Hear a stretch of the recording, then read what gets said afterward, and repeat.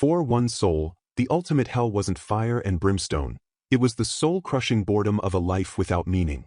Reborn as Mitsuba Clove, a noble girl awakened from a decade-long coma, she brings with her a single, terrifying purpose: to never be bored again. Whether it's introducing a guillotine to a cheering crowd, draining the souls of her enemies, or climbing the ranks of a corrupt parliament, Mitsuba's every action is a cure for her own monotony. But as her mysterious power grows and the world burns around her, she discovers that her cure might just be a curse for everyone else. The story begins with a woman named Mitsuba Clove introduces a guillotine to a waiting crowd, presenting it as a new, humane execution device for a validation experiment. With a countdown starting from 3, a close-up on her eye reveals a subtle smile, hinting at her true feelings about the event. As the countdown concludes, the scene shifts to a young girl who understands her role and pulls the lever, unleashing what is described as a curse upon the world. The blade falls with a bloody finality, and the girl's eyes widen with excitement as she finally feels a release from her crushing boredom. This moment is a stark contrast to her last memory of a previous life, where she was seen staring blankly at a television screen filled with static, a memory that epitomized the suffocating monotony she despised. Now existing in a dark void, she feels an exhilarating rush, thrilled to have finally arrived in a new place. 3 indistinct, ethereal figures materialize before her, thanking her for their birth and awakening. While she is confused by their words, they reassure her that understanding will come soon. Suddenly, a man's tormented voice cries out her name, Mitsuba, as the world itself seems to react to her presence. The scene then transitions to a room with an intricate magic circle on the floor, where a young girl with silver hair lies on a stone altar as a shadowy figure looms over her. She awakens to find herself in the tight embrace of an older, tearful man who thanks God his prayers have been answered. The girl, completely bewildered, wonders who this emotional man is. He reveals himself as her father and is overjoyed that she has awakened, though he notes that the magic used to revive her was not entirely flawless, as her throat is sore. He lovingly calls her his cutest Mitsuba and eagerly calls for water. After she drinks, he gently promises to always protect and love her, fulfilling a wish her mother had. The girl, still processing everything, asks him a single, crucial question. He tearfully encourages her to ask anything she wants. "Who am I?" she asks, surprising him. He explains that she is Mitsuba Bluerose Clove, the heir to the prestigious Bluerose family, but tells her that all that truly matters is that she is now his beloved daughter. Later, as 2 servants argue about her care, Mitsuba observes her new reflection in a mirror. She sees a girl with snow-white skin, silver hair, and aquamarine eyes, feeling like a lifeless doll. Surveying the unfamiliar European-style architecture, she wonders where she is, noticing 2 maids nervously peeking at her. She understands that she is now Mitsuba and possesses knowledge from her past life but has no personal memories of who she once was, only a vivid recollection of her deep-seated hatred for boredom. When a maid addresses her, Mitsuba startles the servant by turning and asking, "Who are you?" The terrified maid reveals that the staff believes Mitsuba has the power to absorb souls and begs her not to harm them. This leaves Mitsuba to ponder if she truly has such a frightening ability. The head butler, Pierre, scolds the maid for her outburst, and Mitsuba calmly reassures the frightened servant by patting her head. However, a dark energy flows from her hand, causing the maid to collapse with a distorted shadow. Mitsuba contemplates this new power, thinking of it less as absorbing and more as the maid giving her soul away, and she recognizes it as a powerful self-defense skill. She then turns her unnerving smile on Pierre, choosing him to explain everything about the world she has awakened in. Pierre explains that she is in the kingdom of Rosalia and that her father is Duke Gilmore of the Clove family, one of the 7 scepters. Her mother, Tsubaki, was a powerful mage from another country. He recounts the family's tragic history. Her parents were deeply in love, but Tsubaki was unable to conceive a child. Pressured to produce an heir, the Duke reluctantly married a second wife, Million, who quickly gave birth to 2 sons. Just as everyone assumed they would be the heirs, Tsubaki miraculously gave birth to Mitsuba. Tragically, Tsubaki died soon after from postpartum complications, leaving Mitsuba in a coma. For over a decade, her devastated father used his immense wealth and power to keep her alive, pouring mana into her body. This spending and his devotion to Mitsuba ruined his relationship with Million, leading him to build a separate mansion just for himself and his daughter. Now understanding her father's immense grief and love, Mitsuba is showered with gifts by him. He presents her with one final important item, a beautiful blue crystal scepter. The Duke is proud when she senses its special aura, seeing it as proof that she is truly his daughter. Mitsuba, however, feels a strange discord from the scepter and attempts to hand it back, but as she does, a brilliant blue light flashes. The Duke explains that the inheritance ceremony is now complete. Her soul is bound to the scepter, making her its official owner. He warns that anyone who tries to steal it will die. Overjoyed, the Duke declares Mitsuba the rightful heir to the Clove family. He invites her for a walk in a courtyard filled with her mother's favorite flowers, promising to plant her favorites as well. Mitsuba reflects on his decade of sacrifice, realizing her awakening was his only wish. A month later, at a grand party held in her honor, guests whisper maliciously, calling her a cursed doll who caused her own mother's death. Her father dismisses the rumors and confronts his second wife, Million, accusing her of spreading the gossip and ensuring her sons were not present. They exchange hateful glares as Mitsuba quietly observes their toxic relationship. Million then deliberately spills water and approaches Mitsuba, feigning kindness and asking the girl to call her mom. This enrages the Duke's loyal servants, who insist Tsubaki is her only mother. The Duke pulls Mitsuba aside, promising to make her happier than anyone to make up for the years she lost. With newfound resolve, Mitsuba tells him she is counting on him. The Duke then addresses his guests, preparing to make the official announcement that Mitsuba is the heir. But as he begins to speak, he suddenly clutches his throat, dropping his glass as he chokes and coughs up blood. He glares at a laughing Million, realizing she has poisoned him. As he collapses, his only thoughts are of protecting Mitsuba and his failure to keep his promise to Tsubaki. Mitsuba looks down at her dying father and calmly bids him farewell. A newspaper soon announces the death of Duke Gilmore, with new rumors claiming he was murdered by his own daughter's curse. Million becomes the acting head of the family and has Mitsuba locked away in a secluded tower. The butler, Pierre, celebrates his betrayal with Million's cohorts, believing he has secured his reward. However, when he goes to dispose of the poison vial, he finds it missing. As he searches his room in a panic, two ghostly figures appear behind him, holding the vial and terrifying him to death. A guard throws Mitsuba into her tower room, calling her a murderer. Alone, she wonders what her fate will be, knowing that everyone around her wishes for her death. Despite the grim situation, she feels a strange sense of calm and omnipotence, believing that this world now revolves around her. No longer bored, she smiles, resolving to live for herself, ready for whatever comes next. At the Blue Rose family mansion's annex, a maid desperately tries to calm a furious Madame Million, who is in an outrage over the 13 strange deaths that have occurred in such a short time. Million reflects on her meticulous plan, which had been proceeding smoothly until now. She had successfully poisoned her husband, Duke Gilmore, and then framed his daughter, Mitsuba, for all the crimes. To tie up loose ends, she had orchestrated the butler Pierre's death to look like a suicide by fire and then imprisoned the young girl in a secluded tower. All that was left was to let Mitsuba starve or be poisoned, a task Million considered as simple as squashing an ant. However, complications had arisen. Despite being securely confined, Mitsuba seemed to be the cause of the ongoing chaos. The tower guards were dying one by one, their bodies gruesomely transformed into withered, monstrous corpses. Even the family's treasured scepter of Blue Rose had become tainted, its beautiful crystal now stained with an ominous and sickly purple hue. Million frets over the situation, worried that if the truth is exposed, it will tarnish the reputation of her son, Guriel, who is poised to become the next head of the family. Gritting her teeth in fury, she slams her fist down, declaring both Mitsuba and her late father a nuisance. With a sinister and determined gaze, she decides that Mitsuba must be eliminated, ordering a subordinate to summon a woman named Nicarinas from the Kingdom Magic Research Institute, whom she blames for this turn of events. Meanwhile, inside the cold, dark tower, Mitsuba is consumed by a familiar enemy, boredom. Lying on a small, uncomfortable bed, she stares at the ceiling, having already exhausted every possible way to pass the time, from singing and drawing on the walls to counting the mold spots growing in the damp stone. She feels that if something doesn't change soon, the sheer monotony will be the end of her. Fed up, she gets to her feet, believing that as someone falsely imprisoned, she has the right to demand some form of entertainment.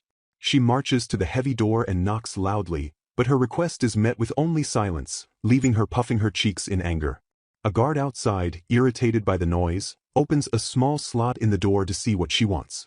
When Mitsuba asks for toys to alleviate her boredom, He coldly refuses, telling her that nothing will be provided without permission and that it would be a favor to everyone if she simply died.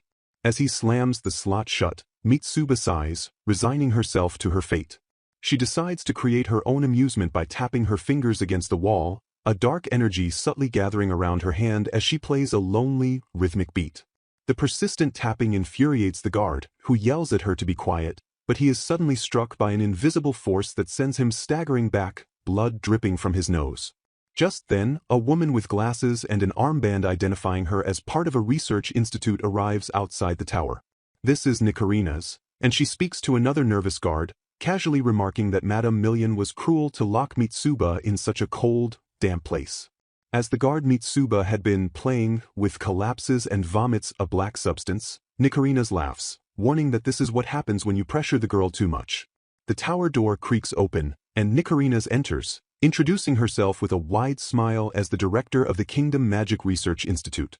Mitsuba greets her, and Nikarina's compliments her on her own splendid smile. Taking a seat, Nikarina's apologizes for her delayed visit and expresses sympathy for Mitsuba's situation. Mitsuba bluntly states that while she is physically fine, she is about to go crazy from boredom. Nikarina's reveals she was the Magecraft scholar who assisted Duke Gilmore in treating Mitsuba and, in honor of his wishes, has come to release her. Mitsuba is taken aback but delighted at the prospect of freedom. Nikarina's then provides the official, fabricated story of the Duke's death, claiming he succumbed to a drug overdose brought on by stress, even shedding a few crocodile tears as she calls it an unfortunate accident. Mitsuba inwardly scoffs at the cover-up, and when asked if she feels sad, she answers honestly that after knowing him for only a month, she isn't devastated. Nikarina's finds her honesty refreshing and says she feels they are similar types of people who will communicate well. Feeling their wavelengths match, she enthusiastically offers Mitsuba several future paths: return to the mansion, move to a new town, or simply slaughter everyone in the mansion. Mitsuba wisely ignores the last suggestion, stating that returning to a stepmother who hates her is out of the question. She admits she knows nothing of this world and wants to learn about it before deciding her future. Learning that Mitsuba just turned 11 on June 6th, Nikarina's wishes her a happy birthday and suggests the perfect way for her to learn about the world: going to school. The idea of attending a grand academy appeals to Mitsuba, and she agrees it seems like a nice place. Nikarina's is thrilled by the quick decision and explains that while Mitsuba will live in a dormitory without servants, all her expenses will be covered. Mitsuba feels she's being sweet-talked into a trap but senses no real malice from the woman, only a sense of fun and adventure. With a thumbs up, she decides to go. Nikarina's immediately produces an admission application, and though the writing appears blurry at first, Mitsuba finds she can write her name with surprising elegance. As Nikarina's, who insists on being called Nico, prepares to leave, she informs Mitsuba of Pierre's death, which has been ruled a suicide out of loyalty. Mitsuba's knowing look in response makes Nico laugh, and she grabs the young girl's hands, telling her to learn, smile, and survive. After her whirlwind departure, Nico's expression turns serious. She reflects on Mitsuba's unstable power, realizing the girl's inner selves unconsciously retaliate against any perceived malice. Wondering what Mitsuba will become once she gains full control, Nico looks down at the signed application for the Rosalia Royal Military Academy with a sly, eager smile, anticipating the tumultuous and exciting era that lies ahead. On June 15th in the capital city of Bell, a horse-drawn carriage pulls up to a magnificent, sprawling building. A young girl in a new military uniform, Mitsuba Clove, steps out and salutes her new home, the Rosalia Royal Military Academy. Before her guards depart, they ask if she has any last words for Madame Million. Mitsuba's eyes narrow as she crafts a polite but menacing message for her stepmother, promising to repay the debt of gratitude for taking care of her in every aspect. As the guards nervously accept the message, another student with light, spiky hair approaches, correctly identifying her as Mitsuba Clove. She is then greeted by the school's sweating, balding principal, Perak, who explains that the academy is a strict 4-year institution with no opportunity for early graduation. As they walk through the grand, sunlit halls, he details the 4 available majors: artillery, cavalry, infantry, and magecraft, each represented by its own crest. Mitsuba, intrigued by the idea of using magic like a witch to stave off boredom, immediately chooses magecraft. However, the principal regretfully informs her that both the magecraft and cavalry majors are already full. After she declines an offer to attend the Naval Academy, Mitsuba settles on the artillery major, thinking that blowing things up with cannons sounds like fun. The principal tries to dissuade her, expressing concern given her young age and small physique, but Mitsuba declares that she will work twice as hard as anyone else. Terrified of upsetting the infamous cursed doll of the Blue Rose, the principal quickly praises her determination and agrees to introduce her to the head of the artillery department. As she follows him, Mitsuba reflects on the true reason she was sent here, suspecting it was a plot to arrange an accidental death, a plan she knows Director Nico is also a part of. Nevertheless, she finds this new challenge far more appealing than being locked away in a tower, deciding that as long as she isn't bored, anything is fine. In her first class, the instructor welcomes Mitsuba and asks her to introduce herself to her new classmates. After a moment of thought, she steps before the class and states her name, promising to work hard to catch up with everyone. She then concludes with a chilling smile, adding that she wants to become strong so she can kill more people on the battlefield in the future. The room falls into a stunned, dead silence. As Mitsuba wonders about the strange atmosphere, the instructor breaks the awkward tension with forced applause. He then dismisses the class and tells Mitsuba she can take any available seat. A cheerful, blonde-haired boy waves her over, inviting her to sit beside him. He greets her warmly and asks why a small girl like her wants to be a soldier, guessing it's to clear her notorious reputation. Mitsuba bluntly replies that her family no longer has a place for her. The boy is impressed by her frankness and notes that she doesn't seem like the patriotic type, which reminds him of someone he knows. He tells her that since 10 female students have already dropped out in the first half year, she and one other girl are the only ones left. Patting her head, he assures her he has great expectations for her. He introduces himself as Crone Pollyanna St. Helena, and after Mitsuba agrees to get along, he promptly falls asleep. Mitsuba glances at his open notebook and is surprised to see his notes are impeccably detailed and neat, realizing he's much smarter than his carefree demeanor suggests. During lunch break, a mentally exhausted Mitsuba complains that she can't remember anything from the difficult lecture. The ever-energetic Crone notices her pale expression and whisks her off to the vast, cathedral-like cafeteria. Mitsuba is awestruck by its size, but as she heads for a more lavishly decorated section, Crone pulls her back to the tattered tables reserved for commoners, explaining that the nicer area is exclusively for nobles. A diagram illustrates the Academy's rigid class structure. High-ranking nobles dominate magecraft and cavalry, while commoners and low-ranking nobles fill the ranks of infantry and artillery. Just as Crone tells her to endure it, an arrogant voice shouts at them from the nobles section. A group of noble students, led by a boy Crone identifies as Remus of the Yellow Rose family, confronts them for staring. Mitsuba recognizes the Yellow Rose name as her stepmother's, realizing this makes them distant relatives. The nobles demand that Mitsuba kneel and apologize. Though angered, Mitsuba is held back by Crone, who advises her to endure it. She offers a reluctant apology, but the lead bully kicks her anyway. This time, Crone's friendly demeanor vanishes as he steps in to defend her. The bully dismisses Crone as a low-rank noble, but before a fight can break out, Remus grabs the bully's arm.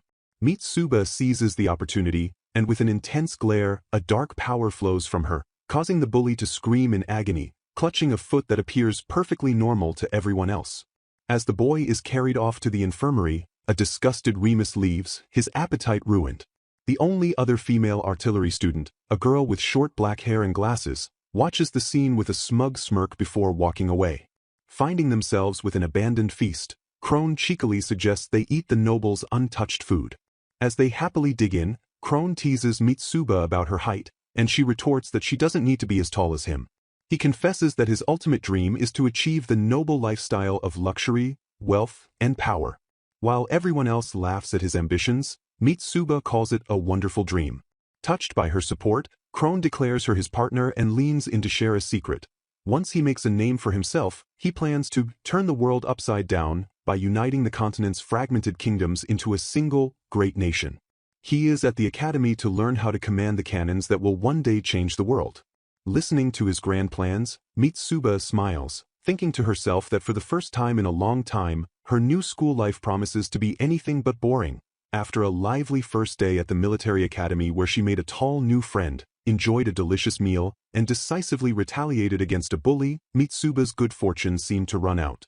A sign for the guidance counselor's office loomed before her, and as she stood in front of the imposing doors, she knew she was about to be harshly criticized for the commotion she had caused in the cafeteria.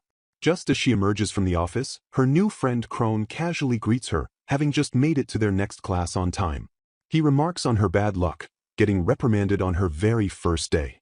Inside the classroom, Krone muses that while the bully was shouting about curses, his foot was completely unharmed, a fact confirmed by the teachers.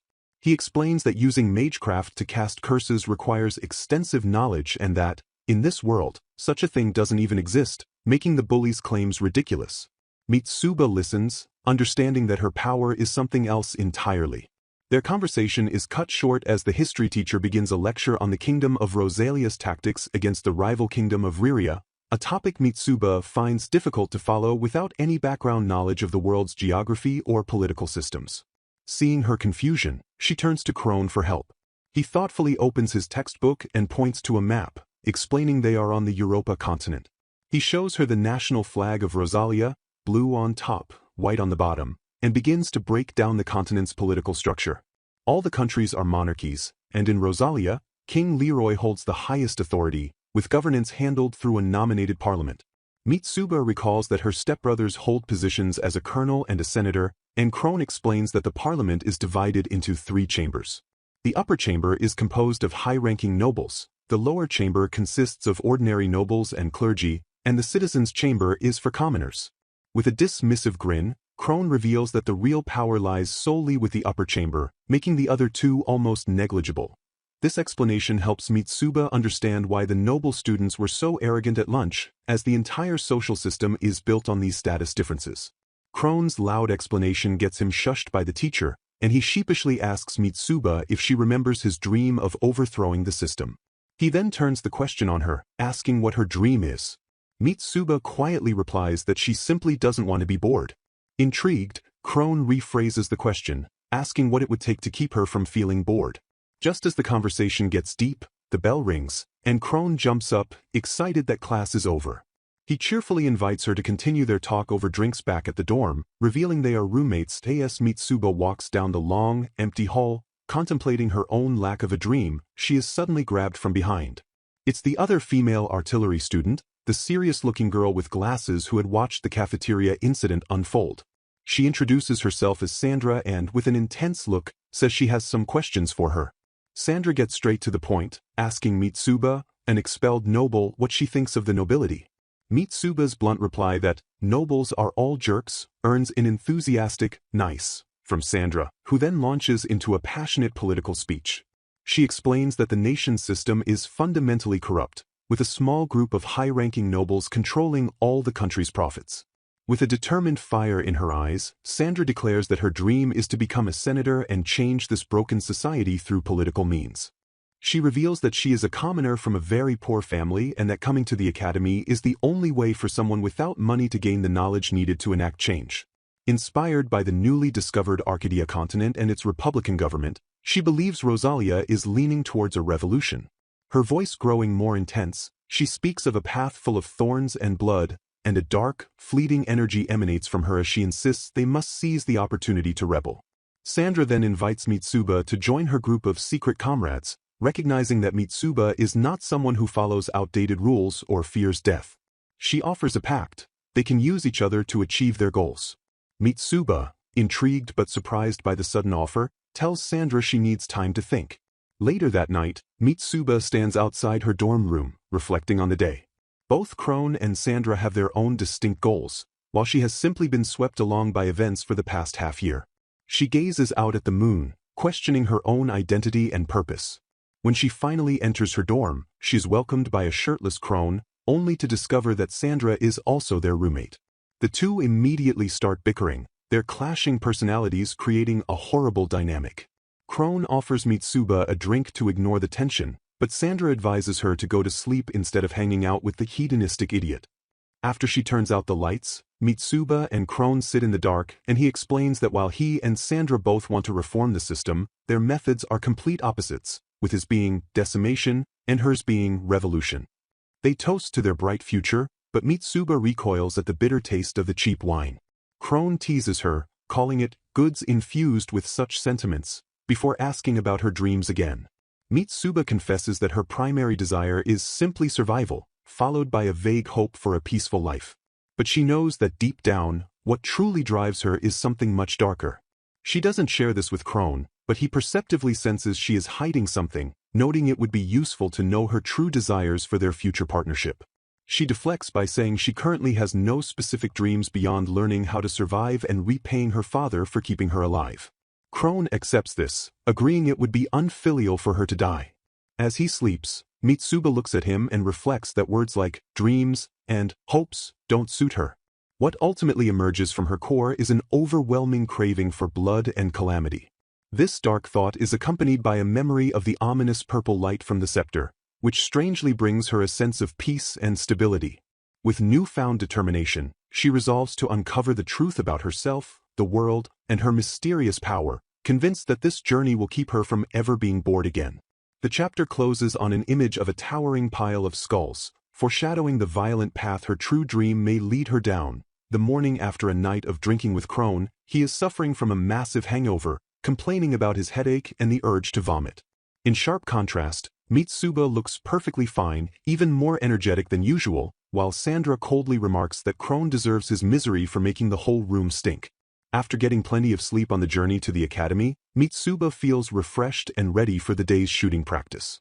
The students line up in the academy's courtyard as their instructor, Raiten, announces that today's lesson will focus on the basics of the magic light gun, with the new transfer student, Mitsuba, joining them. The instructor explains that this sought-after weapon, commonly known as the long gun, was invented to counter the anti-magic barrier.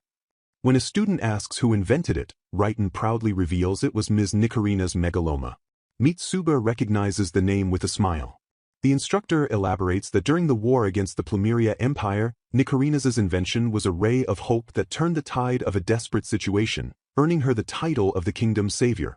The current model, the Nico Model 3 long gun, is a significant improvement over the original, boasting greater accuracy and durability.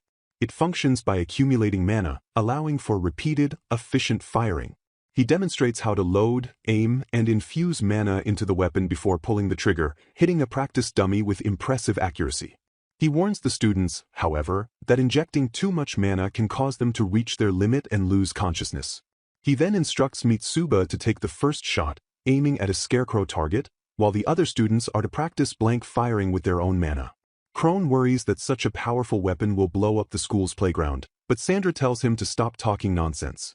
Mitsuba takes her position, aims at the target, and prepares to fire. However, she suddenly realizes she has no idea how to actually infuse mana into the gun. She sheepishly asks the instructor for help, and he tells her to focus her thoughts and imagine them flowing into the gun like blowing up a balloon. Following his instructions, Mitsuba concentrates, and a surge of immense power begins to well up from deep within her. The exhilarating feeling of having a weapon in her hands tempts her to unleash its full destructive potential. Ignoring the instructor's panicked shout to wait, she pulls the trigger, and a massive blast of energy obliterates not just the scarecrow but also scorches the ground, leaving a trail of smoldering fire. The instructor, Krone, and Sandra all stare in stunned silence for a moment before the instructor regains his composure. The practice is halted, and everyone is ordered to extinguish the fire. Krone, thoroughly sobered up by the shock, shouts that Mitsuba is awesome, while the instructor wearily tells her to report to the guidance counselor's office later.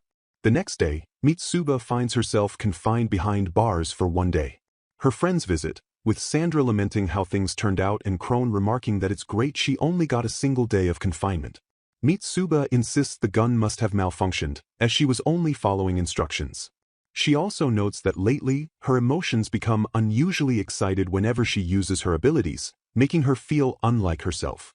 Just then, a guard tells her friends to leave and reminds Mitsuba to reflect on her actions before tossing her a bag of books and candy from them. Touched by her friends' support, Mitsuba resolves to focus on her new goal, to study hard and live well. As she sits down to write a self-criticism essay, a mysterious hooded man appears at her cell.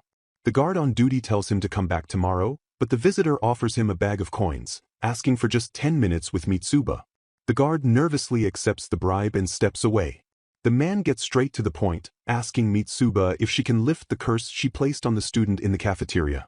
He reveals that the boy's condition has been worsening, and at this rate, he will soon die. When Mitsuba offers her sincere condolences, the man's demeanor turns hostile. He calls her a lonely, odd, cursed doll, pretending to play at friendship, and then rephrases his demand as a threat, pressing a small pistol to her head. He gives her a choice: risk her life to lift the curse or lose her life by refusing. Recognizing the man as a subordinate of the arrogant noble, and possibly an assassin sent by the Yellow Rose family, Mitsuba makes her decision without hesitation. She tells him she would rather die than lift the curse. The man accepts her choice and pulls the trigger. As Mitsuba's body falls, she reflects on her short time in this new world and all the things she still has left to do. However, death does not come. Instead, she finds herself in a dark void, realizing with annoyance that she hasn't repaid Million's kindness, read Sandra's book, or eaten Krone's candy.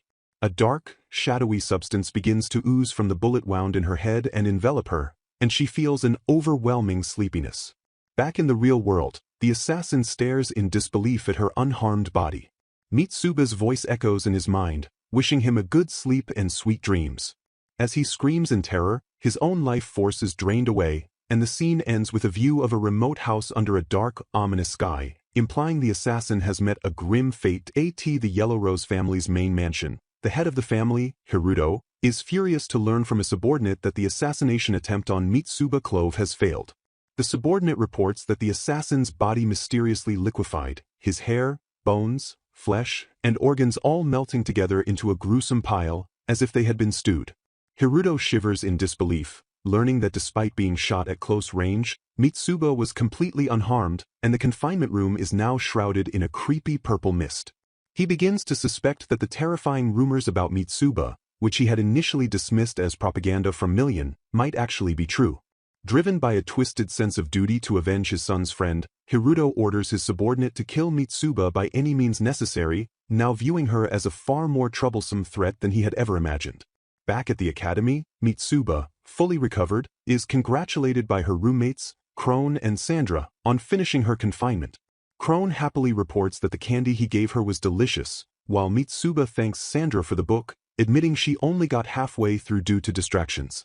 Sandra is baffled by what could have possibly distracted her in confinement, and Mitsuba vaguely recounts that a strange man burst into her cell, said some unpleasant things, and made her sleepy, so she knocked him down.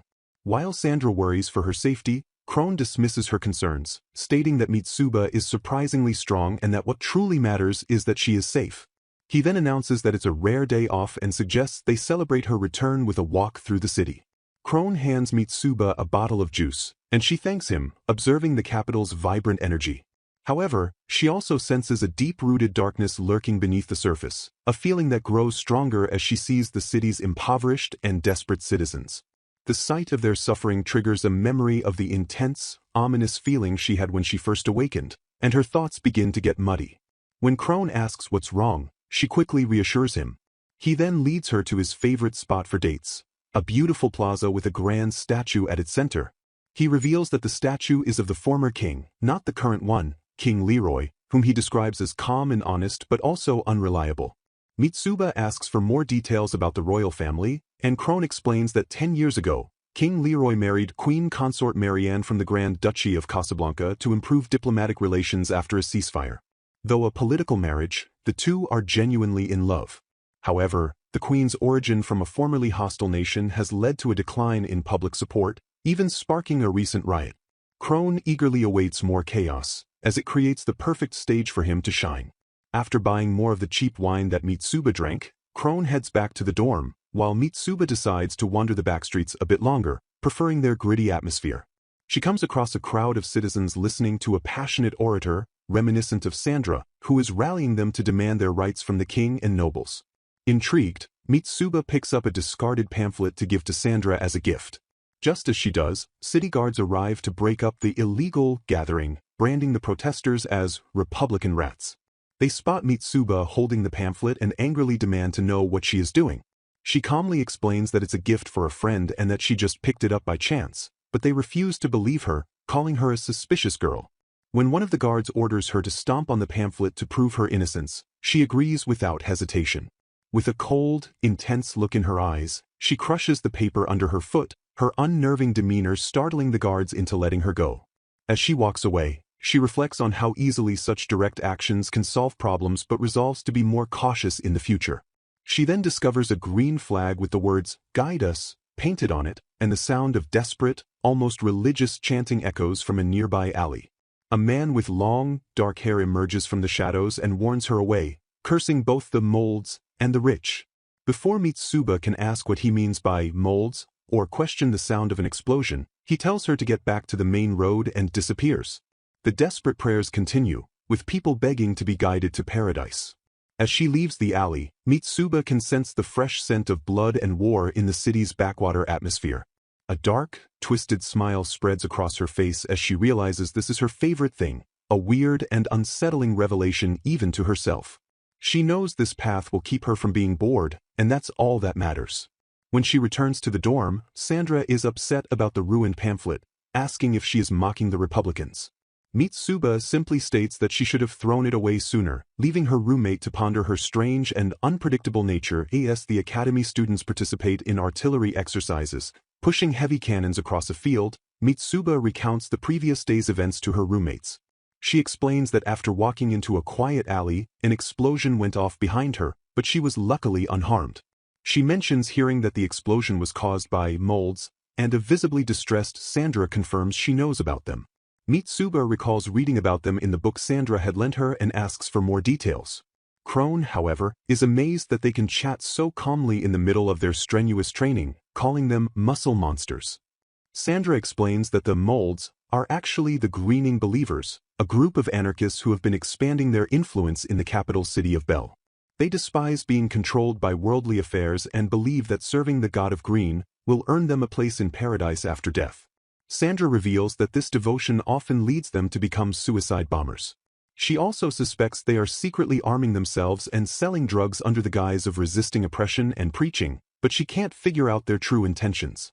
Frustrated, she complains that even though the kingdom has laws against them, the believers are indistinguishable from ordinary citizens, and some have even infiltrated local councils. If she were a senator, she would interrogate every last one of them. Mitsuba then chimes in, offering to help find the culprits. She reveals that the man she encountered in the alley had a distinct, fresh scent, so pungent it was almost overwhelming. Crone jokingly asks if she is a drug-sniffing dog, but Mitsuba is serious. As their break time ends, the instructor calls everyone back to artillery training, reminding them to work in teams of 3 and to confirm everything before firing. He warns them that firing a cannonball requires 10 times the mana of a long gun and that they should be careful not to faint. This reminds Mitsuba of her own immense power, realizing that if she fired a cannonball with the same force as her last shot, she would do far more than just burn down a building. A tingling sensation runs through her as she considers sharing an interesting idea with Director Nico. Meanwhile, at the Kingdom Magic Research Institute, a subordinate gives a report on Mitsuba's recent activities to Nicarinas, who is amused to hear that Mitsuba is living every day to the fullest. The subordinate informs her that the principal's office has requested Mitsuba's participation in a combat operation, a temporary assignment to an outpost. Nicarinas is pleased, seeing it as an easy task designed to help Mitsuba graduate early, possibly even involving the suppression of the Greening Believers. However, her subordinate expresses concern, arguing that it's too soon to send her into combat. He notes that while she has learned to control her power, her inherent malice has also grown stronger. He fears that her malice could explode if triggered by some unforeseen incident and insists, as her potential successor, that they must intervene. Nicarinas calmly cuts him off and offers him a cup of coffee. She then explains that Mitsuba has multiple personalities, one with obvious malice and another that craves chaos, both of which have been integrated within her from the beginning. She admits she cannot predict what will happen when these personalities eventually fuse. Her subordinate insists they must do something, but Nicarinas confidently declares they should just leave things as they are, revealing that her dream of watching Mitsuba live in freedom is already half fulfilled. Her subordinate is baffled by her obsessive investment in the girl, but Nicarinas simply smiles, saying her overprotective behavior can be suffocating and that it's normal to have such thoughts out of concern. She tells him that her instinct tells her everything will be fine and that she and Mitsuba are in sync. She believes that trusting one's instincts is an important quality for a scientist. She is pleased with the unexpected but positive developments, noting that Mitsuba is mastering her power faster than anticipated and that the relationships between her personalities are surprisingly stable. She decides to simply wait for the right moment for them to fully integrate, confident that Mitsuba will create a truly interesting world. Back at the training grounds, Mitsuba is once again consumed by boredom. She complains to Krone that firing blanks isn't fun and that she wants to fire real cannonballs. Krone tells her to stop complaining, as their department doesn't have the budget for it. With a weary sigh, Mitsuba yawns, muttering that she hopes to one day fire real cannonballs on a battlefield, but for now, she is just so incredibly bored that a carriage arrives at the garrison in Little Bell City, and a bearded man welcomes the new trainee, Mitsuba Clove. As she steps out, she immediately detects the same distinct, fresh scent she had encountered before. A few days earlier, at a morning meeting at the academy, the instructor announced that Mitsuba, Krone, and Sandra had been selected for a week-long field training exercise. He explained that every year, outstanding students are chosen for combat or security tasks in the local military district to get an early taste of military life. While Krone was thrilled, Sandra politely requested to withdraw from the training, citing personal reasons. Knowing her true aspirations lay elsewhere, her friends understood, and the instructor reluctantly agreed, as the training was not mandatory. He then presented Mitsuba and Krone with 3 possible assignments: the Eastern Army on the front line for weapons testing, the Royal Capital Police Department for security duties, or the Bureau of Public Security in Little Bell City, tasked with suppressing the Greening Believers. Krone eagerly chose the front line border, and Mitsuba, after a moment of consideration, chose to go after the Greening Believers. Back in the present, at the end of her first day, a young lieutenant named Tarek praises Mitsuba for her work. She thanks him for the tour and remarks on how much she has to learn from him, playfully noting how intimidating her own eyes can be. Tarek expresses his hope that the week's experience will become an irreplaceable treasure for her. That night, alone in her room, Mitsuba feels a bit lonely but is pleased to have already found someone with the fresh scent. With a mischievous smile, she leaps onto her bed, pondering how to eliminate him. She knows she is just a powerless trainee and that telling anyone about her unique ability to detect the scent will only get her laughed at, so she resolves to find a way on her own, looking forward to the next day with eager anticipation. The following morning, she arrives at the garrison to find an angry nobleman shouting at the captain. The man, a count, is furious that his son has spotted Greening Believers in his territory of Haligo village, and the garrison has yet to deploy any troops. The captain tries to calm him down, asking for evidence, but the count insists that his beloved son's word is truth enough.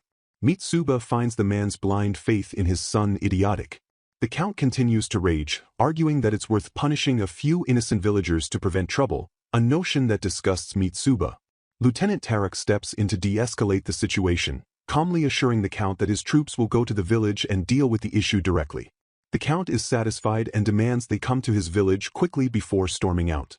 The captain apologizes to Tarek for asking for his help, but Tarek reassures him that it's fine, as he knew the captain never intended to deploy troops based on such flimsy evidence. Just as they are about to head to Haligo village, Mitsuba raises her hand and asks to join them. Tarek is hesitant, expecting the trip to be a waste of time, but Mitsuba reassures him they will just take a quick look. She then leans in with an unnerving smile and adds that he doesn't have to come with them because he has the fresh scent. Her words seem to pierce through him, and she sweetly asks him to let her learn more. Reluctantly, he agrees. As he turns to gather the other soldiers, Mitsuba reflects that she noticed the scent on him the moment they first met. Later, as they prepare to leave, she casually mentions that Haligo village is his hometown, and he must have a lot of resentment towards its lord. While she agrees with the count on one thing, she finds everything else about the Greening Believers, their scent, their doctrine, their ideology, to be absolutely disgusting. As the third squad is ordered to march to the village, a soldier beside Tarek wonders why the new trainee is so terrifying.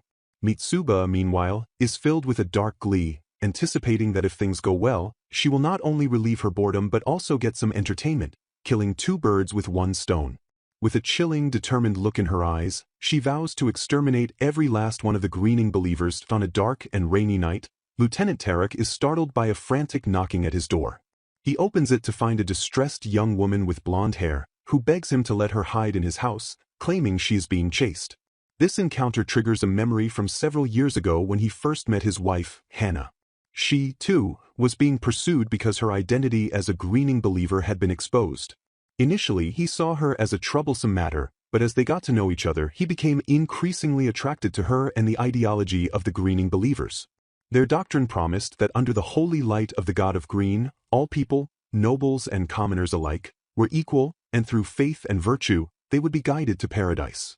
The Divine Mercy drug they distributed during sermons offered an unparalleled sense of euphoria and relief from anxiety, a gift from God that the government unjustly persecuted them for.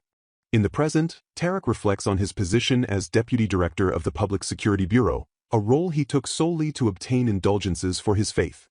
The position is convenient, allowing him to secretly provide the church with information, weapons, and food without raising suspicion. He is willing to do whatever it takes, believing that his life and the lives of heretics can be redeemed through his actions. His thoughts are interrupted by a soldier who points out that he has been distracted.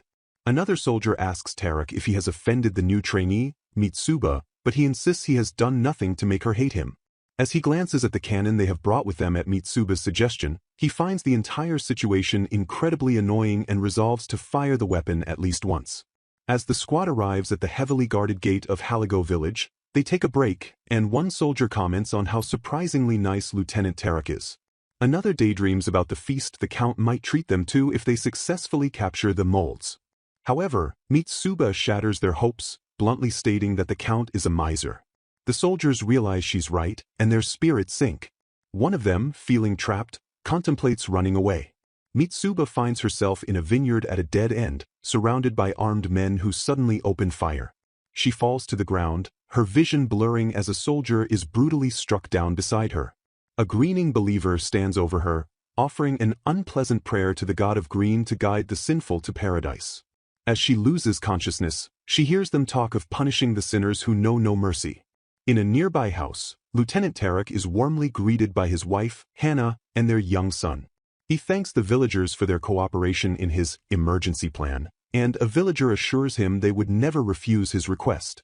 The villagers celebrate, believing that thanks to the divine mercy Tarek distributed, they have all awakened, and will soon be able to receive their indulgences. Tarek then heads to the pigsty, where the Count and his family are being held captive. The Count demands to know what is happening, and Tarek coldly informs him that the villagers have revolted, no longer able to tolerate his arrogance. The Count recognizes the villagers as molds, and Tarek confirms his intuition. Everyone in the village, including himself, is a greening believer. The Count's shocked reaction confirms Tarek's suspicion that the initial report of greening believers was a fake, a ploy by the senator to teach the serfs a lesson. Tarek thanks the senator for unwittingly lighting the fuse for their long-planned operation. He informs the captive that he will send a fake report to the garrison and that before sending him to the church headquarters, the villagers wish to properly thank him. Meanwhile, the bodies of the heretics are gathered to be burned, their weapons and ammunition collected. As they prepare to dispose of the bodies, Tarek notices Mitsuba among them. Deciding that even a heretic child deserves a proper burial, he has his men dig a grave for her. He and his family pray over her, hoping she will one day be guided by the god of green and that she won't hate them for what they've done. As they walk away, a disembodied voice whispers, "Hey." Mitsuba awakens in a dark void, greeted by two other versions of herself. One, with a sweet and innocent expression, says, "Good morning," while the other, with a sinister smile, says, "Good evening." The innocent one, with wide, curious eyes, is surprised to see her awake, while the sinister one calls her a lazybones. As the three Mitsubas finally meet, they float in the darkness, ready for the next stage of their strange new existence, in a dark void. Mitsuba finds herself in a familiar scene from her initial awakening, where ethereal figures thanked her for their birth. The scene shifts, and she is now facing two alternate versions of herself. One greets her with a cheerful good evening, while the other, with a sinister smile, tells her that from the very beginning, who was always me, and eventually their thoughts will become one. The cheerful one playfully blames the original Mitsuba for their mysterious powers and extreme thoughts, but the sinister one calmly states that they are all, in fact, not Mitsuba. She elaborates that they are all pieces of a fragmented whole, one whose soul has been copied, one bound by obsessions and unable to be erased, and one who was never allowed to be born in the first place. She explains that only when they are together can they truly become Mitsuba, and that they should be grateful for this chance because there is still so much they want to do. The original Mitsuba begins to understand, identifying herself as the calm and steady type, the cheerful one as the hedonist who just wants to be happy in the moment, and the sinister one as the extremist without morals. The other two playfully tease her for her self-praise but agree that if this understanding helps her accept their existence, then it's fine. Mitsuba then questions her own nature, wondering if she is some kind of immortal demon with a curse that doesn't exist in this world. The sinister version dismisses her question, calling her blissfully ignorant and clarifying that they are neither god nor demon, hero nor death god. The original Mitsuba laughs, admitting she doesn't know what she is but hopes to figure it out one day, concluding that she is no longer human. She confesses her fear of herself, of the evil urges she can't suppress despite wanting to get along with everyone. The sinister version tells her that no matter how much she longs for her humanity, it's useless because they have something they must do, to engrave their existence upon this world. Back in the physical world, a drunken greening believer stumbles through a graveyard, pouring wine on a grave and lamenting that if his father had joined their cause, he would be in paradise by now. He then notices Mitsuba's freshly dug grave and, in his inebriated state, decides to make an exception for the heretic child. As he begins to dig, a bloodied hand bursts from the earth and grabs him. The man screams in terror as a resurrected Mitsuba emerges from the grave, her eyes glowing with an otherworldly light. The man flees, screaming for help, and runs into another villager, who is horrified by the sight of his friend's eyeball being graphically ripped out by a dark, shadowy tendril. The villager calls Mitsuba a monster, and she simply laughs maniacally under the full moon before making her way to the pigsty where the count and his family are being held. Lieutenant Tarek is surprised to see his men beaten and bruised, but they assure him they are fine and that the captives are finally quiet.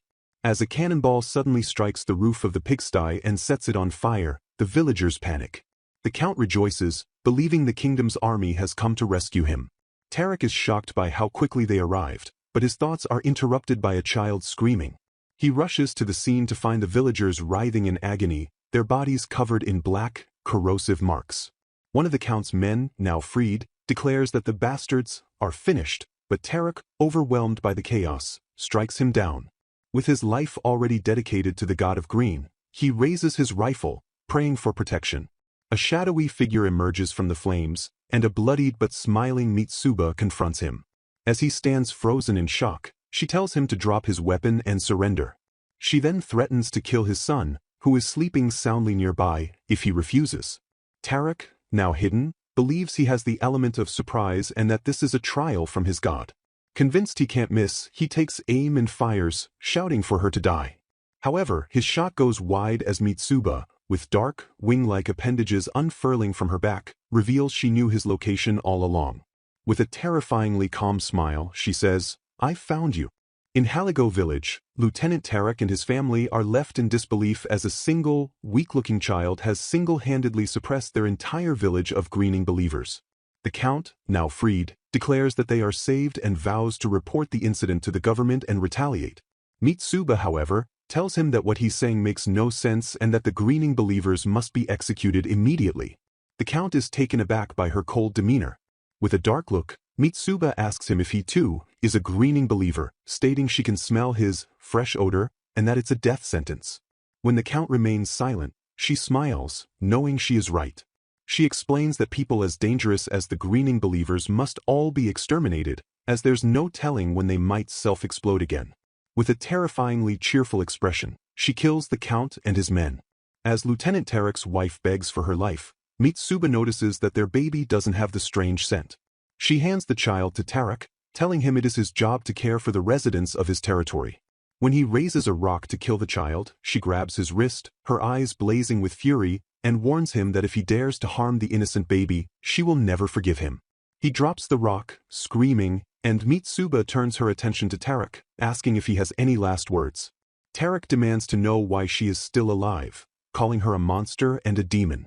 Mitsuba calmly informs him that there is no heaven or paradise, but hell does exist, and he should enjoy it while he can. As she kills him, his last thoughts are of the paradise he will never reach.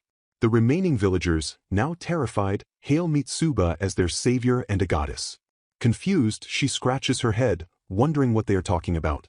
She realizes with disgust that their minds have become so twisted by fear that they have gone insane. As one villager holds the crying baby, wondering what to do with the trash, Mitsuba coldly tells him it's his punishment for killing his co-workers and orders them all to head back to Little Bell City. When the villager hesitates, citing their wounds and his son's injured leg, Mitsuba offers a chilling solution: tie him to the cannon. With a sigh, he agrees, and they begin their grim procession back to the city. Mitsuba reflects on the very hectic but enjoyable day, a sentiment echoed by the disembodied muttering and crying of the traumatized villagers. After returning, she reports the situation to the captain, who, despite his initial incredulity, finally believes her after seeing the furious accusations of Count Halgio and the empty, shell-shocked state of Lieutenant Tarek's former soldiers. As a reward, the captain gives her the long gun she had requested, and her field training comes to a successful, if bizarre, conclusion. Back in their dorm room, Mitsuba's friends welcome her back safely. Krone is eager to celebrate, and Sandra is glad she has returned. Mitsuba tells them that the entire village was composed of greening believers, a fact that shocks and sobers them. Sandra is horrified to learn that a soldier of the Public Security Bureau was also part of the cult, realizing the problem runs much deeper than she imagined. Mitsuba speculates that other countries might be secretly supporting the greening believers to make Rosalia collapse from within, a theory she bases on knowledge from her past life. Krone mentions a rumor that the rival kingdom of Riria is producing drugs in its colonies and spreading them to foreign countries, which Sandra recognizes as a common first stage of invasion. She vows to revise the laws and sniff out the believers once she becomes a senator, with Mitsuba ominously promising to sentence them all to death. Krone then recounts his own thrilling experience on the front line, where his unit accidentally ran into a Plumeria advance unit. Their commander was killed and the deputy ran off, but under Krone's command, they drove the enemies away and returned alive. Sandra, though impressed, admits that he has a knack for commanding troops. Krone, however, is more concerned with the low morale of their own conscripted army compared to the zealous greening believers. He predicts a full-scale war will break out within 2 to 3 years and worries they might be sent to the battlefield before they even graduate. He then asks Mitsuba what she would do in this worsening situation. She simply replies that there will always be a way, because she must engrave her existence in this world.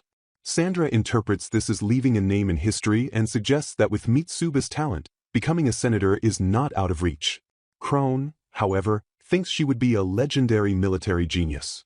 As the two begin to bicker, Mitsuba reflects on how her friends have rescued her from a boredom worse than death and that they will now share life and death together.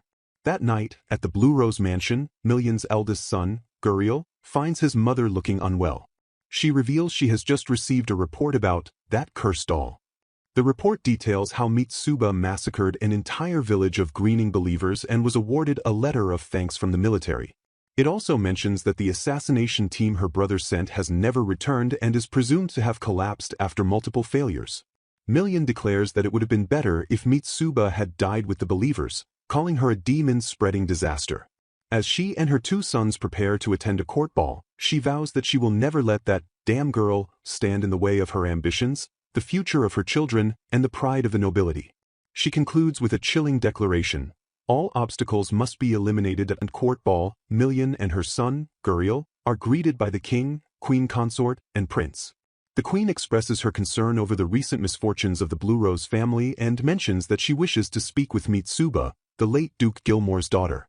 Million, weary of hearing about the cursed doll, feigns concern, recounting how Mitsuba was sent to the military academy and recently fought against the greening believers. The queen then casually mentions a rumor she heard, that the Blue Rose scepter should be inherited by Mitsuba. This news shocks the king and his attendants, but Million dismisses it as a baseless rumor. Privately, Million seethes, recognizing this as a power play by the damned vixen of Casablanca. She believes the queen holds a grudge against her for rejecting a proposal in parliament and is now spreading rumors to undermine her. She reassures the king that she is only the acting head of the family until the situation stabilizes, at which point Guriel will inherit the position. The king expresses his anticipation for that day, but Million sees through his pleasantries, knowing he is mocking her family. She concludes that the royal family is trying to win over the citizens to strengthen their own power, a move she deems utterly foolish. After a brief, tense exchange, they part ways, with Million determined to eliminate Mitsuba as soon as possible, viewing her as a threat to her family's majority faction in parliament. Meanwhile, Mitsuba is back at the academy, sneezing from a sudden surge of fresh malice that sends an excited shiver down her spine. Nico, who has brought her some pastries, asks if she has caught a cold. Mitsuba is then brought to the Kingdom Magic Research Institute, as the school cafeteria is closed for the winter break. Nico reveals that she has brought her here to show her something, the work she submitted on the first day of the break. A week prior, with all the other students gone home for the holidays, aboard Mitsuba was encouraged by Sandra to participate in an open call for proposals from the Research Institute. Intrigued by the request for a humane execution device, Mitsuba stayed up all night to write a plan. Less than a week later, her plan was not only selected but also turned into a product. Nico excitedly unveils the guillotine, a device she was so thrilled by that she dropped all her other work to create it. She tells Mitsuba that whether it's dealing with greening believers or using the guillotine, she always brings a new kind of joy.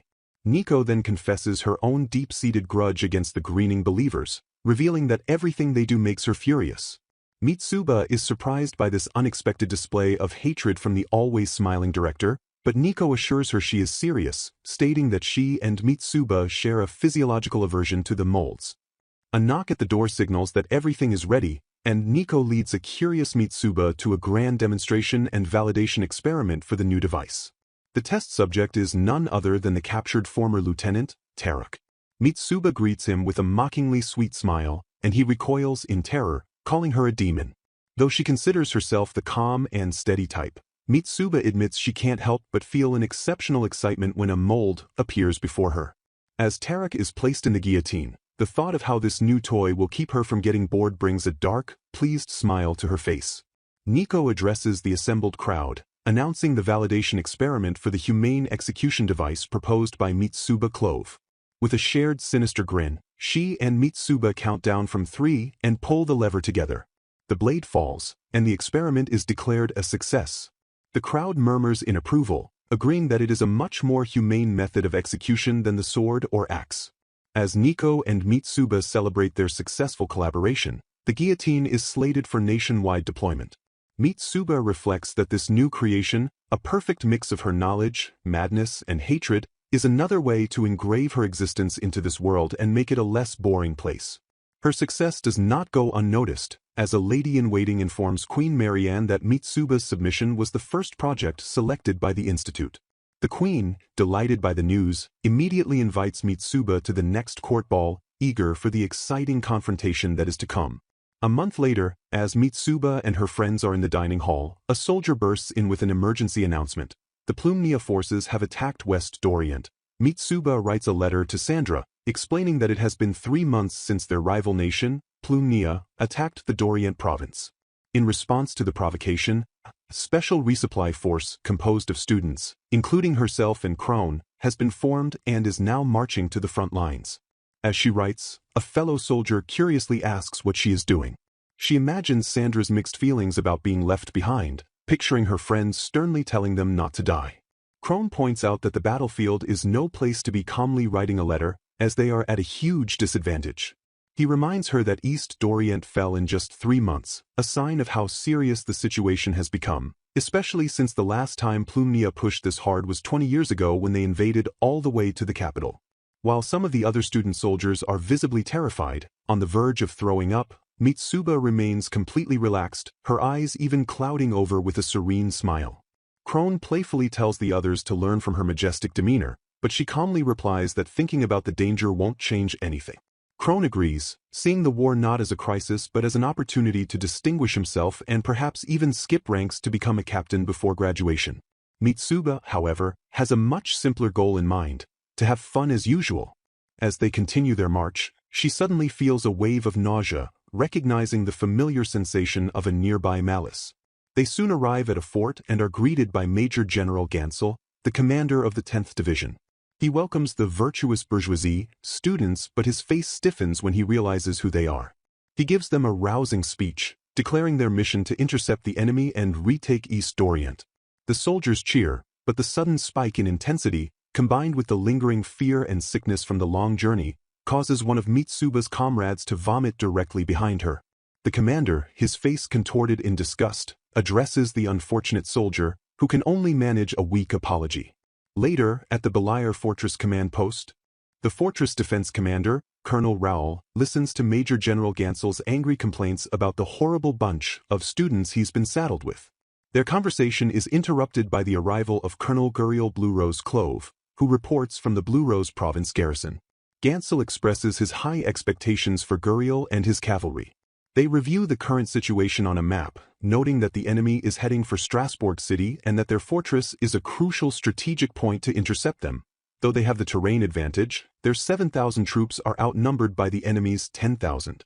To make matters worse, Most of their battalion is composed of inexperienced conscripts and students who have never fired a gun before. Gansel grimly states that they will be nothing more than cannon fodder. Guriel agrees, calling them garbage and suggesting it's a fitting job for them. Gansel, though a noble himself, finds Guriel's excessive pride questionable. He then asks if Guriel has heard about a peculiar student from the academy, one with gray hair and an unusually young appearance. Guriel confirms that he has and makes a secret request. He wants the student, along with a worn-out cannon, to be sent to the front lines as bait. He directly asks Gansel to have her die in battle, calling her a disgrace to his family. Gansel agrees, and Guriel promises to inform his mother and show his gratitude.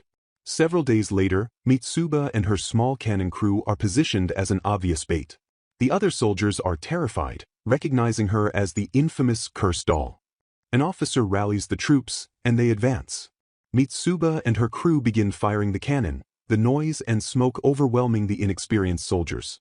They are soon pushed back by the enemy's superior numbers and explosive rounds. As they run out of ammunition and their position crumbles, the enemy closes in. A massive explosion rips through their cannon, sending Mitsuba flying. A Plamenian cavalry captain looks down at the wounded child, remarking on how far Rosalia has fallen to be using children on the front lines. As he raises his sword to put her out of her misery, Mitsuba, with a bloodied and broken smile, reflects that she still hasn't found a goal for herself. In that moment of near death, she realizes that this place, this hell, is where she can truly be herself. She unleashes her dark power, her eyes glowing as she tells the captain it would be a waste not to send one more person straight to hell. With a terrifying grin, she turns her attention to Guriel, wondering who it was that put her there as a decoy at the fortress. A subordinate reports to Colonel Guriel that the front line has fallen much faster than expected, indicating that the enemy is investing heavily in the conflict and using new models of cannons.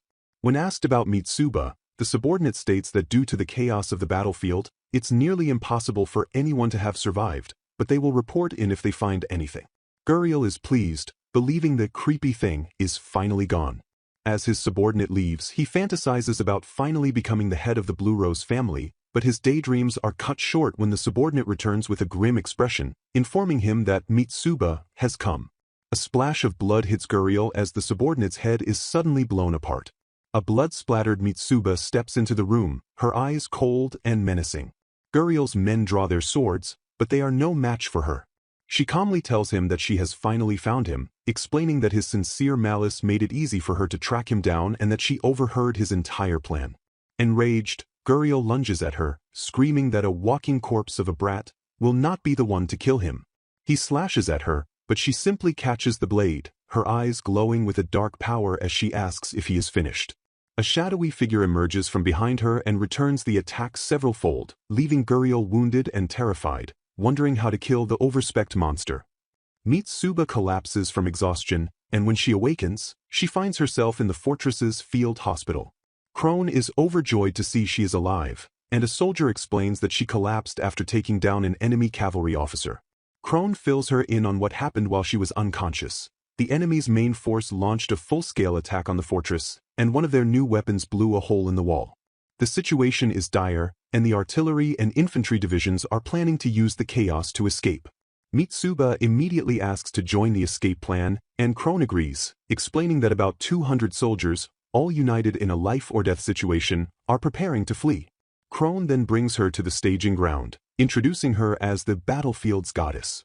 The soldiers are shocked to see her alive, and Krone informs them that the Baldi lieutenant general has already deserted them. Mitsuba, taking charge, declares that they will use their cowardly superiors as bait for the enemy. Her words ignite a fire in the demoralized soldiers, who rally behind her, ready to give the Plumnia bastards everything they've got. They man the cannons and, under Krone's command, fire a successful volley. The renewed sense of purpose and camaraderie is a welcome change for the beleaguered soldiers. Mitsuba, feeling the exhilarating mood, decides she can't let them outdo her. She picks up a cannonball, wondering what would happen if she poured all of her mana into it. As a dark ooze seeps from her hands onto the cannonball, she loads it into the cannon. On the other side of the wall, the enemy forces are pushing forward, confident that the Rosalia soldiers are at death's door.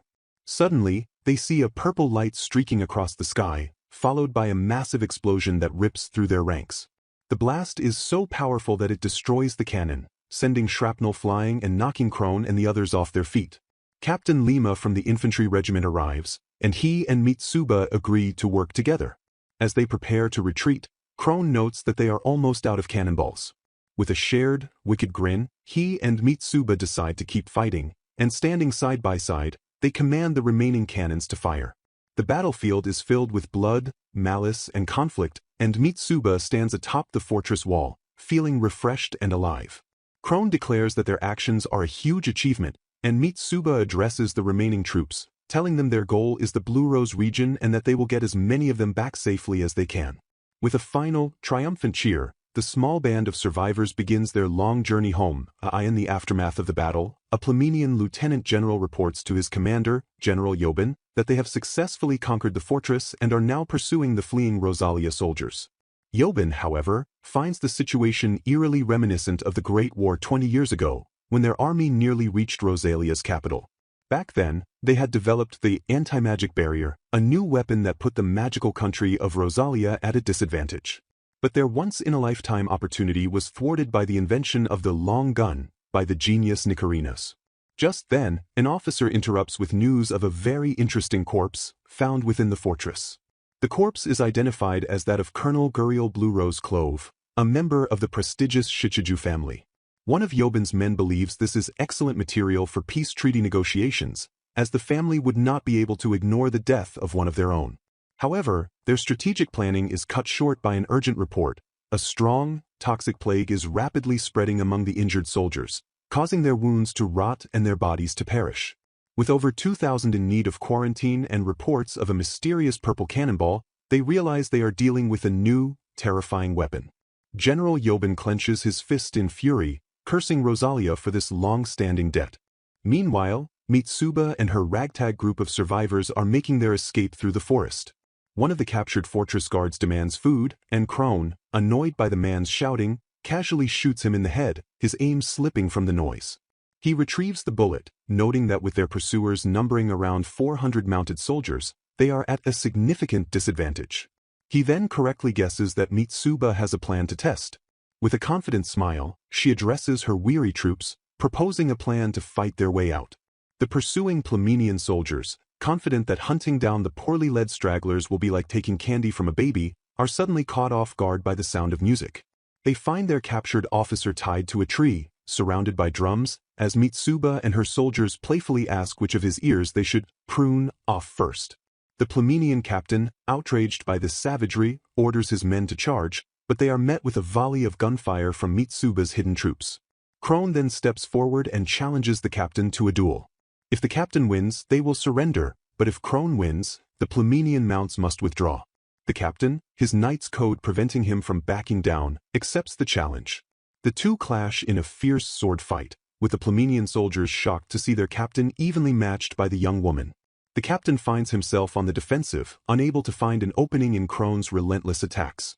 Seizing an opportunity, Krone disarms him and, in a flash, plunges her sword into his neck. As the captain falls, his men are left stunned. Krone reminds them of their agreement, and they reluctantly retreat, leaving their mounts behind. The Rosalia soldiers erupt in cheers, celebrating their insane victory. Lieutenant Lima thanks Krone and Mitsuba for their help and insists that Krone continue to take command. With newfound morale, Krone rallies the troops, promising them glory and rewards if they follow him.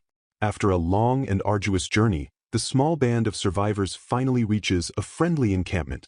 Exhausted, they are greeted by General Servel, who informs them they are the only unit to have returned intact.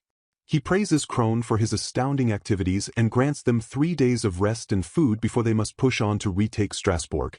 That night, the soldiers celebrate their survival with a feast, toasting to their safety. Mitsuba, enjoying a cup of wine, reflects that the news of her stepbrother Guriel's death should be reaching her mother by now. She wonders if Million will notice it was her doing and, with a chilling smile, anticipates the delicious malice that will be directed her way. Krone, noticing her good mood, asks if the booze is that good after escaping death, and Mitsuba, with a wide, joyful grin, simply asks for another. Mitsuba continues her letter to Sandra, explaining that it has been 2 months since the Plumnia army conquered the fortress. Their days now consist of occasionally providing suppressing fire from the backlands of a hotspot. She laments that her 12th birthday has slipped by unnoticed, and she is incredibly bored.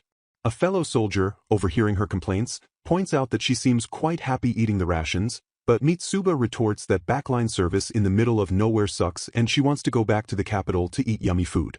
The war has been a stalemate, with Plumnia suffering from a mysterious new epidemic and their supply of new weapons not keeping up, while General Servel's 7th Division, which Krone has now joined as a captain, has been pushing them back.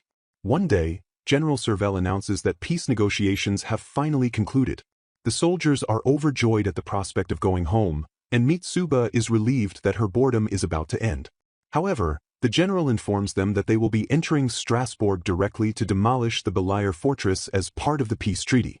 Krone, sensing Mitsuba's disappointment, whispers the details of the treaty to her. The terms are shockingly unfavorable for Rosalia. King Leroy must apologize for declaring war, they must pay war indemnities, and they must relinquish sovereignty over East Orient, allowing a Plumnia consulate to be established in Strasbourg. Krone is furious, feeling that all their efforts and sacrifices have been for nothing. He declares that he will climb the ranks of the 7th Division, and if things get worse, he will just found his own nation. Mitsuba, however, is more concerned about the political fallout. With a struggling economy spurred on by the war, she predicts there will be terrible riots across the territories. She knows that as a member of the Blue Rose family, even stripped of her noble status, she will be a target for both monarchists and Republicans. Krone warns her to be careful of Sandra, who, as a staunch Republican, would not hesitate to sacrifice her for the cause. He offers the 7th Division as a safe haven if she ever needs it. Meanwhile, back at the Blue Rose mansion, Miguel tries to coax his grieving mother, Million, out of her locked room. He informs her that the Casablanca woman, Queen Marianne, revealed the matter of the scepter's succession at Guriel's funeral, and while they have retained the main residence, all other assets are being withheld. Million panics, convinced the cursed doll is coming to kill them. Miguel calms her down, assuring her that he is also saddened by his brother's death but that Guriel was a soldier prepared for the worst. He vows to carry on his brother's will and work harder for the country. Million, however, is consumed by a lust for power, declaring that it's not enough and that one day she will be the one leading the country from the shadows. She plots to use the molds and the greening believers to dispose of Mitsuba and seize control. Unaware of her stepmother's schemes, Mitsuba stands on the street, a dark smile playing on her lips. At the school gate, she is greeted by a man named Moses, who informs her that he has come on an errand for the queen. He announces that from now on, she will be the head of the Blue Rose family. As if that weren't shocking enough, he adds that she will also become a senator. The news leaves Mitsuba and her fellow soldiers utterly speechless, their faces a mixture of confusion and disbelief. The volume ends with a small, humorous drawing of Miguel apologizing to his mother, crying, "I failed." As an angelic figure representing Guriel looks on in disappointment at a lavish ball, Mitsuba finds herself in a frilly dress, a stark contrast to her usual military attire. Moses, the queen's attendant, has brought her to the Parliament building. As they travel in a carriage, he explains that the royal family wishes for her to lend them her strength. Mitsuba realizes this is what the queen meant by preparing a position worthy of her. Moses then details the political landscape. The parliament is divided into the conservative noble faction, led by Heludo, and the liberal king's faction. Historically, the Blue Rose family, under her father Gilmore, maintained a neutral stance and even acted as a mediator. However, with his declining health and Queen Marianne's influence, the balance has crumbled. The Yellow Rose family, Million's house, has colluded with the up-and-coming Green Rose house to form the new mainstream faction. He continues, explaining that this new faction is spreading ill will against the royal family, and with the recent military defeat and the Academy's likely suspension, the situation is dire. They are pleading with Mitsuba to use her exceptional power to help them. Arriving at the Grand Parliament Hall, Mitsuba feels a sense of déjà vu, remarking that no matter how you look at it, they are helpless without her. She enters the hall, reminiscing about the fun she had at the military academy and wondering if similar events could happen here. The assembly is filled with stern-faced old men, and she quickly realizes this will be a much different, and likely more boring, battleground. She spots Heludo and, with a mischievous smile, decides to count him as an ally, much to his visible discomfort. However, her attempt to sit with the Blue Rose faction is met with laughter and scorn. The nobles of the mainstream faction mock her, calling her a filthy, disgraced noble, and telling her this is no place for a little girl. As the session begins with a discussion on acquiring funds for war reparations, Mitsuba decides to speak her mind. A liberal representative, Frederick Rowland, is shouted down by the opposition as he argues against a large tax increase, calling for the privileged classes to share the burden. The next representative is quickly dismissed, and Mitsuba sees how powerless the liberals are against the mainstream faction's numbers. It is then announced that the new representative, Mitsuba Blue Rose Clover, will speak. Taking the floor, Mitsuba declares that it is inexcusable for the same individuals who advocated for war to take no responsibility for its consequences. She proposes that after a thorough investigation, the fortunes of those who supported the war should be confiscated, and if that is not enough, a blunder tax should be imposed on the bourgeoisie. The floor erupts in outrage, with calls for her to be expelled for defamation. With a chilling smile, she declares that the nobles who have paid nothing and never seen a battlefield are no different from the moldy-smelling greeners. She wishes, for the sake of the world and the people, but above all for her own sake, that they would all writhe in pain and die. As she speaks, a dark power emanates from her, and several of the nobles, including Hiludo, clutch their chests, their bodies melting as they die in agony. As chaos erupts, Mitsuba feels refreshed. A liberal representative, awestruck, approaches her, believing the deaths to be a result of a curse from her powerful words. Seizing the opportunity, the independent faction rallies around her, begging her to become the light that guides them through these turbulent times. Realizing this might not be so bad after all, Mitsuba slams her hand on the podium and declares the formation of a new faction, the Mitsuba faction. Its goal is simple, to do whatever she wants. Its motto, deny not those who come, betrayal is death. To everyone's shock, several members of the assembly immediately pledge their loyalty. Mitsuba reflects that fun is something you often have to make for yourself, and for now, she will take this as far as it can go. At the Magic Research Institute, Nico is complaining about the loud protests outside, which she deduces are the work of the liberals attempting to bolster public unity. A subordinate rushes in with a newspaper, and Nico is stunned to read the headlines: 10 upper house members die of rage, Mitsuba faction formed, and relief for distressed citizens at the closed military academy.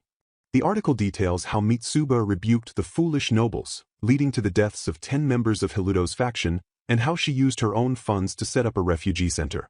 Meanwhile, Sandra is giving a passionate speech to a crowd of citizens, calling for a revolution to take back their rights from the damned nobles. A fellow revolutionary praises her talent for speeches, but she expresses her disappointment over the cancellation of her studies. Just then, someone brings her a newspaper, and she reads about Mitsuba becoming the head of the Blue Rose family and a member of the upper house. A look of shocked disbelief on her face that in February of 587, 2 months after the fall of the fortress, Mitsuba found herself at a refugee center set up in the now-cancelled military academy. She comically explains in a letter to Sandra that she didn't let the refugees in out of the goodness of her heart, but because she suddenly understood her responsibilities as a head of house, or perhaps because a virtuous, fourth personality was born inside her. The truth is, she just wanted to spend the holidays in cheer, but now she is surrounded by adoring refugees who praise her and thank her for her grace, a situation she finds utterly baffling.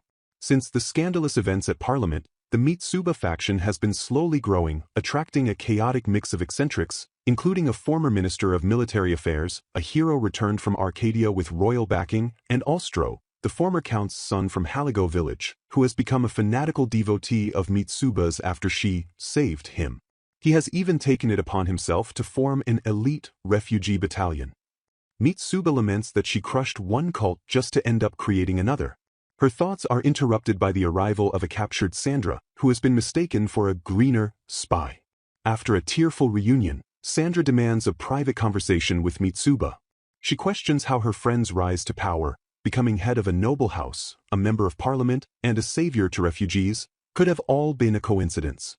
With uprisings and executions increasing daily and nobles fleeing the empire, Sandra believes the revolution is inevitable. She asks Mitsuba what she truly wants and, with a hand on her pistol, demands to know whose side she is on. Mitsuba calmly replies that she is on her own side.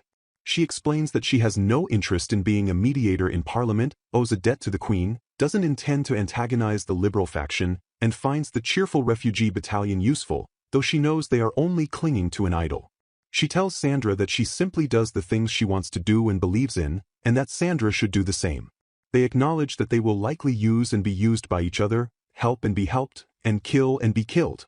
Sandra, seemingly satisfied, accepts this, stating that while she can't fully trust the incomprehensible Mitsuba, she doesn't believe she is a liar. She then gives Mitsuba a late welcome-back gift, a bottle of mead, an ancient elixir of eternal youth. As they share a drink, Sandra quietly admits she is glad to have a drink with her again. Their peaceful moment is short-lived as Sandra, in a bold political move, names Mitsuba as the noble representative for the liberal faction in parliament. Mitsuba is amused by her friend's audacity. Sandra explains that once spring arrives and the snow melts, they will take action, abolishing the old parliament and establishing a new one, thereby proving that people of all social standings can be treated equally. She believes this is the only way to achieve her ideal world of an equal society. However, she also acknowledges the heavy cost, as the revolution will spill the blood of countless nobles and bourgeoisie, a responsibility she must bear for the lives already lost for her ideals. Mitsuba, seeing her friend's resolve waver, confidently guarantees that everything will turn out fine and tells her to stay alive until they meet again. As Mitsuba leaves, Sandra whispers that she wouldn't have minded dying for her. Just then, a soldier reports that the refugee battalion has finished arming itself. At the gates, a mob of slum dwellers, incited by greener agitators, demand that Mitsuba be handed over. With a dark, joyful smile, she addresses the greener nuisances, telling them to wait calmly as she prepares to exterminate every last one of them.